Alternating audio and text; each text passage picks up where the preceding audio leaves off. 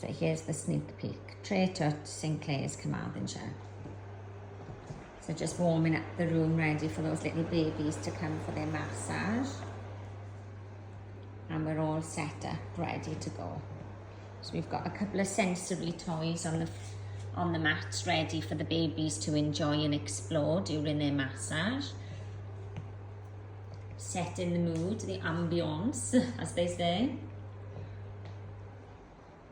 A lovely sofa for feeding and getting comfy for chats after class.